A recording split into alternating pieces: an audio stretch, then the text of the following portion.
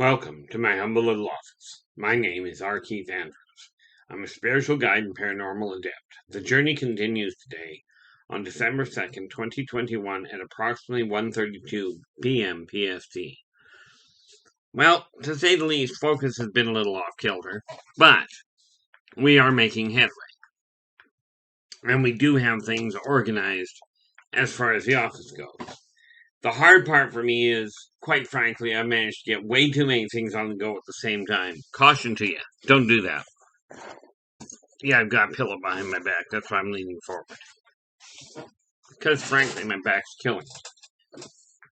And much as this is a brand new office chair, it doesn't really make a whole lot of difference in some cases.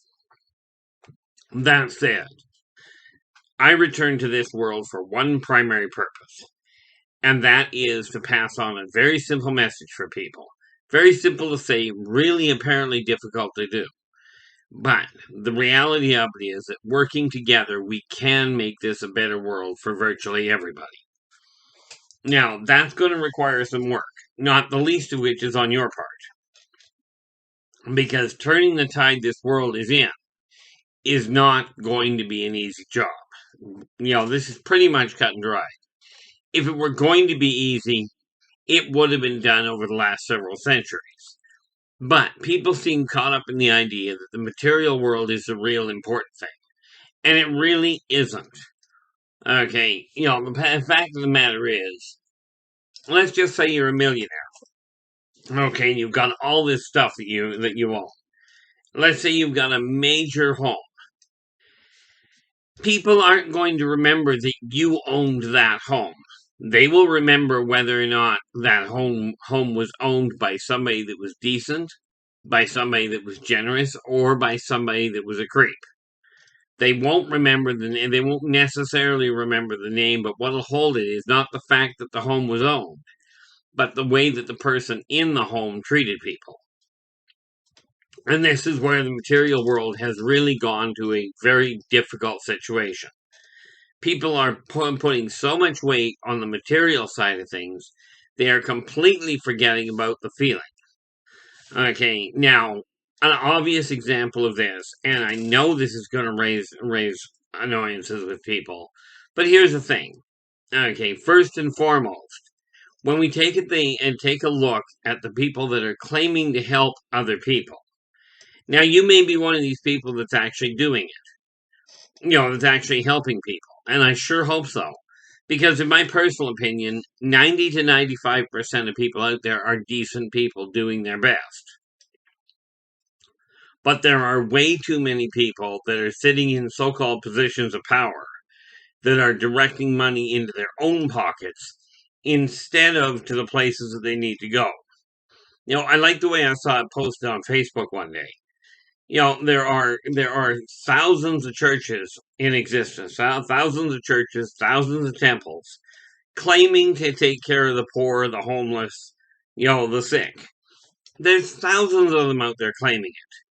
And if that is the case, why pray? The question that was posed is, if that is the case, why, pray tell, do we have so many people living on the streets? Why are illegal drugs being provided for drug addicts, and the life-saving ones such as cancer treatments and diabetes, and heart conditions? Why are these ones being charged through the nose? I think something's a little backwards here.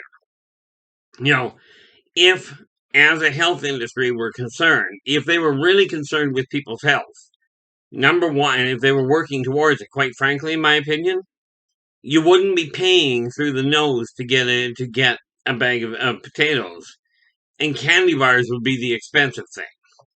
But they're not, because the bottom dollar is this, and it literally is bottom dollar. But the bottom line is this: if you charge more for something, and it's something that people want, not that's necessarily good for them, but distracts them from what's not good for them. Okay.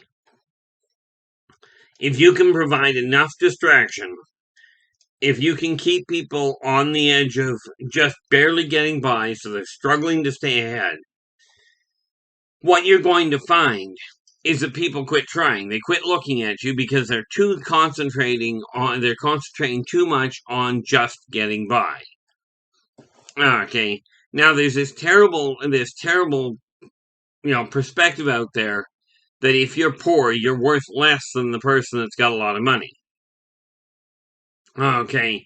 Now, the sad reality of it is this. No matter where you come from in life, no matter how you got to where you are, we are all in exactly the same place. We're all right here, right now. And what we do at this point in time is what's going to affect what's coming. It's up to you whether we stay on the same path we're on.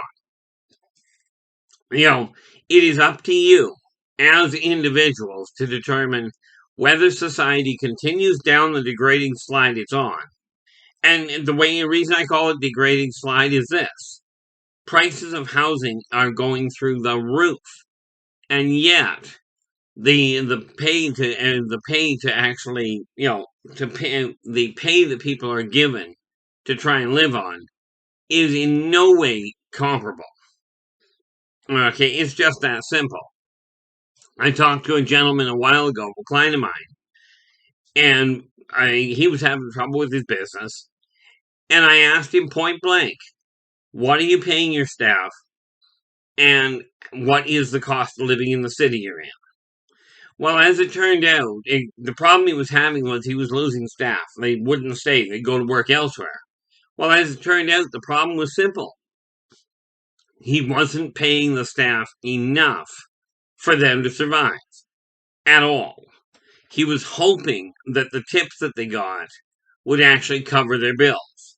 Net result, they ended up leaving. Well, we got his business turned around and everything went well. But it was because of one simple philosophical change that he accepted and that he decided to accept.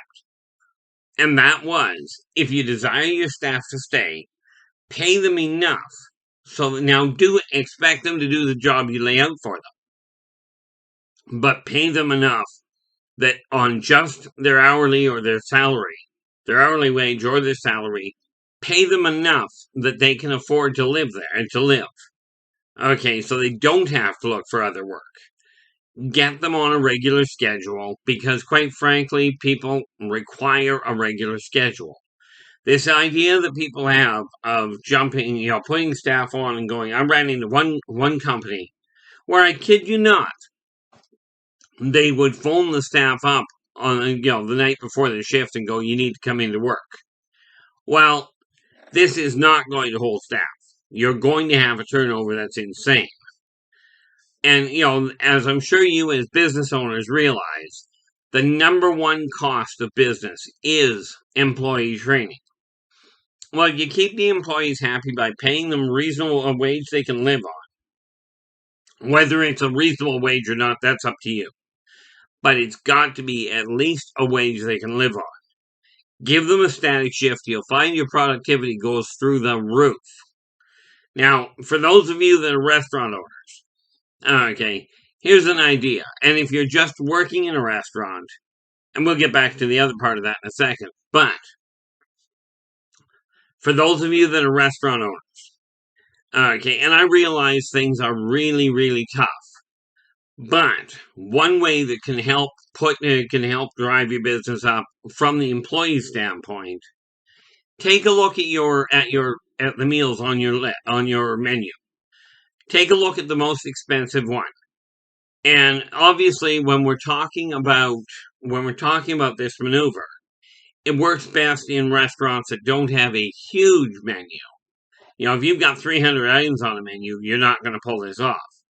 But if you've got 10, 15 items on a menu and the turnover, the customer service turnover, or the customer turnover is reasonable, just something to consider. Take a look at putting a challenge on the board for the waitresses. Pin $100 to the counter or to the board, and tell the waitresses and the waiters, the person that sells one of everything on this menu gets a $100 bonus tonight. You'll find that they work better. They will put more effort in because what they're now working for is that bonus, not just their hourly wage. Even if you're treating them really well, this is one of those things that can help. If you're a waiter or a waitress, take that concept to your boss and see what he does with it. Worst thing that happens is he'll say, I'm not doing it. You're still in the same boat. Okay, but the reality is if you give staff something to work towards beyond just their hourly wage, they will work a little bit more effectively. This is just human nature. People like getting a pat on the back. Any marketing consultant will tell you, okay, the most powerful word in any conversation is a person's name. And again, we go back to this idea that when you're dealing with situations, you minimize the negative, you maximize the positive. Meaning, if you've got a staff member that is causing a problem for you, okay, if they do something wrong, haul them off the floor, quietly take them to the office, be quick, be concise, be direct about what they've done wrong. In private. Let them go, put them back on the floor, and get back to work. If they're doing something really right. Quite frankly, and I saw one manager do this, it was priceless. His staff was doing something right. And he never even left his position. He called all the way across the fast food restaurant. And he congratulated the staff members that were doing the proper job. He he gave them accolades in public. You minimize the negative by taking people into the back to talk to them if they're doing something wrong. You maximize the positive by announcing it in public. Okay. Now, ultimately, it's your choice. These are just things that may help your business, especially given the fact that right now, things are still a little dicey. We're still trying to turn things around from a societal standpoint, and the last 2 years has been absolutely brutal. Okay, now granted, a lot of this has been absolutely brutal because people have been being forced, literally, to look at the negative side and focus on it. Okay, things that don't make much practical sense to be focusing on. That's where people are being told to keep their focus. And if you keep people focusing on the negative all the time, you're going to have a society that looks at you, that sits there and goes, well, why do I bother doing anything? The same thing applies to the church. Okay, it's the exact same setup. I know people aren't going to like this idea, but like it or not, religion has become a business. Hospitals have, schools have. These are all businesses, is the way people are looking at it. Even politics has become a business.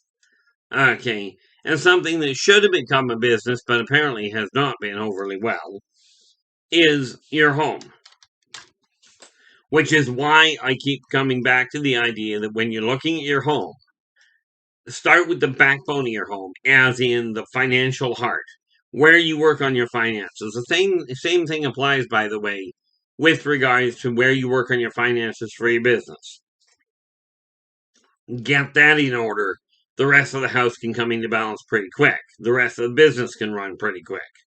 But if you're constantly bombarding people with the negative side of things, we're dying, we're going to war, everybody's hurting everybody, everybody's shooting everybody. If that's all you're broadcasting, if that's the backbone of what you're broadcasting, people are going to get depressed. Now, they've come up, and I saw it the other day, just today or yesterday, one of the two. And this is just the tip of the iceberg. Okay. But somebody pointed out that, that things are being replicated. They're now quoting what do they call it? This newest variant, I forget what it's called. But apparently there was a movie back in 1963 by exactly the same name. Now, because I don't do the research, I don't look for this stuff. Okay. But because of the fact that I do run a business of my own, and I do have people contacting me, I get information. Besides that, because of the way I work, I get information. But if you start putting things out there and calling things by old movie names, people are not going to be looking at this at all. People are going to get fed up with it. Okay, if the laws are not equal, people are going to start breaking them. And this is happening. This isn't taking rocket science. Don't take my word for it. Watch what society's up to. Okay, and ask yourself, are you content with your life and the way it's going? Are you content with the way that your community is running? If the answer is no, which is probable, at least in my opinion, it's time for us to work together to make this a better world for virtually everybody.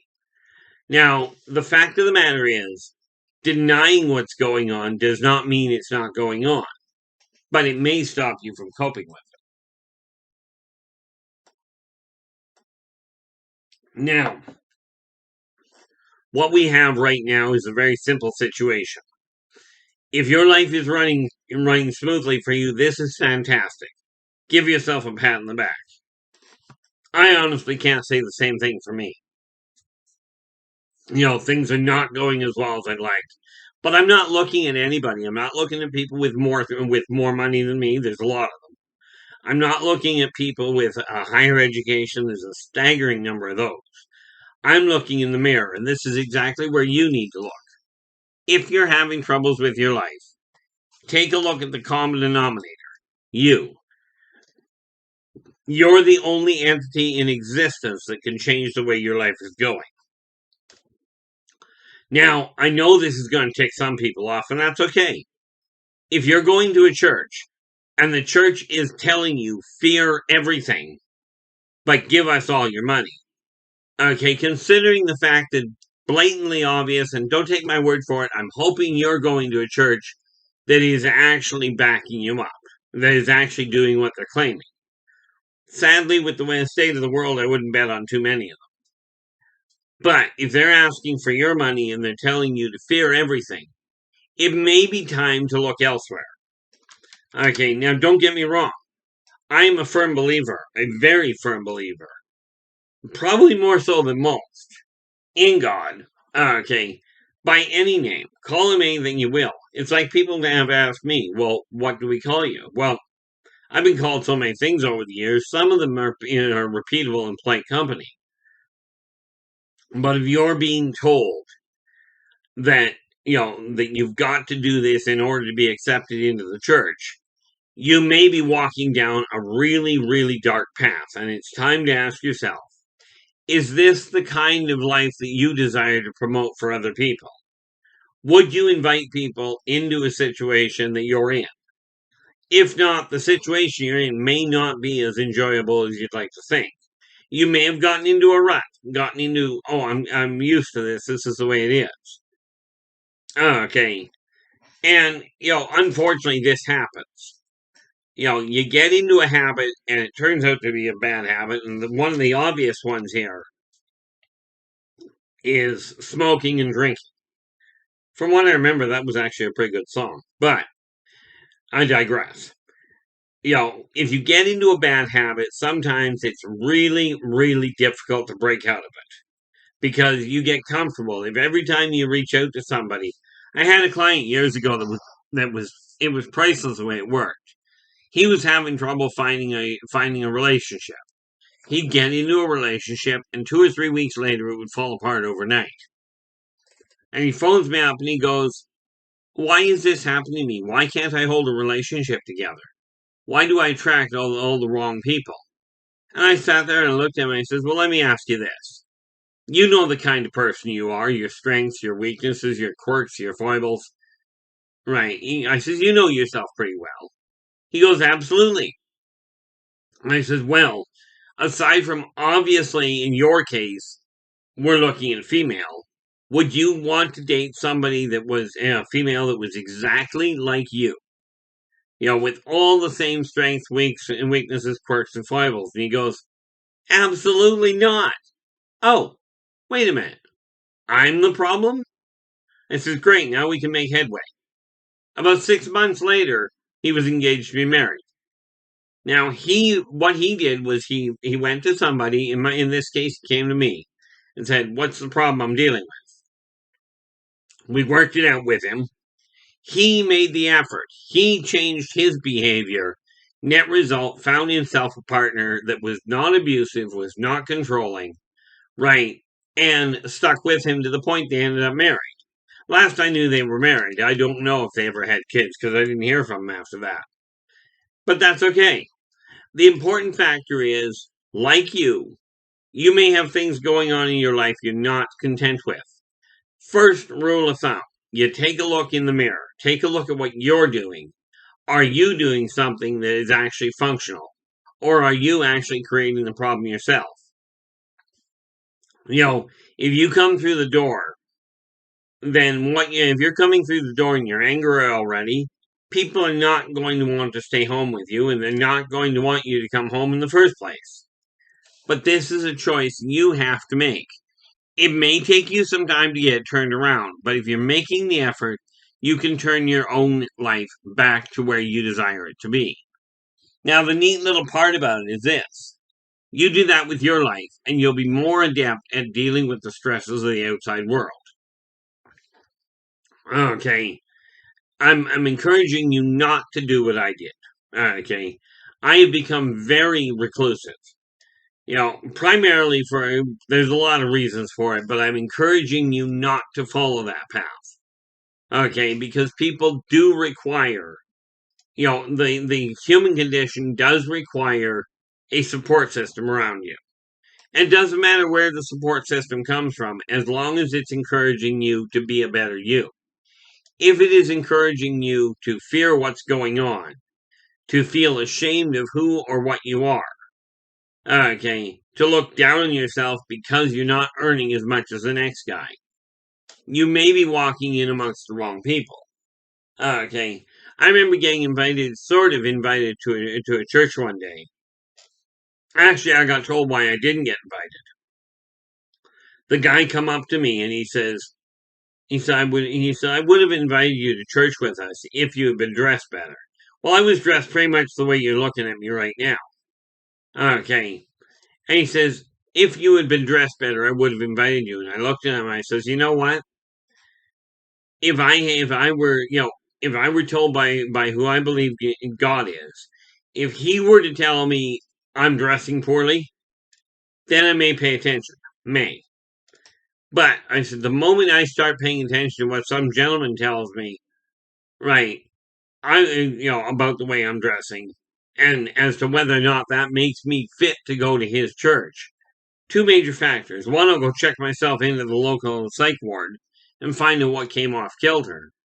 And second of all, there is no way I would set foot in that church anyway. Okay. Yes, I'm outspoken. There's no question there. I'm not politically correct. And like I've told people, I've been called a lot of things over the years. Some of them are repeatable in polite company. But the reality of life is this. People, on the whole, require others around them. They require a sense of belonging, which is what gets people that are being treated negatively at home, gets them into the idea of connecting with people that are negative on the street, i.e., your subculture, the criminal underworld. If you're being treated poorly in the supposedly civilized world, then why not go to the underworld where people are where people are being treated poorly? At least you know what you're expecting. Okay. And I do, the fact of the matter is, when you're putting guidelines in place, and this applies to every business, every station in business has its own rules, its own guidelines that it's got to follow by, and this is imperative. But when the basic laws are being, shall we say, modified because of the station somebody's in, those laws will cause a problem. Now, don't get me wrong. Rights are another issue. For instance, in a business, the accountant has rights to all the accounting information. Your basic employee doesn't require it. They need to be treated fairly. They need to be treated equally for their station. But this does not mean, like was suggested in one company I used to work for, when we were talking, it was first staff meeting, and we were talking about things that the staff felt would be in order. And one staff member said that they came right out and said that they thought they should have more say in how the money that belonged to the owner was being spent. Right.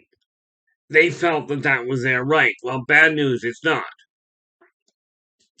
The reality of it is the guy who's making the laws, or the guy who owns the business, is the one that gets to decide. But it is advisable to have a definitive working program to say, this is what you're making. Right. And, much as raises are not a good way to motivate people, something to keep in mind, especially if you're running your own business, something very important to keep in mind. If you're not giving the staff a wage increase every year equal to the cost of living increase, you're actually giving them a pay cut because their dollar will not go as far as it used to.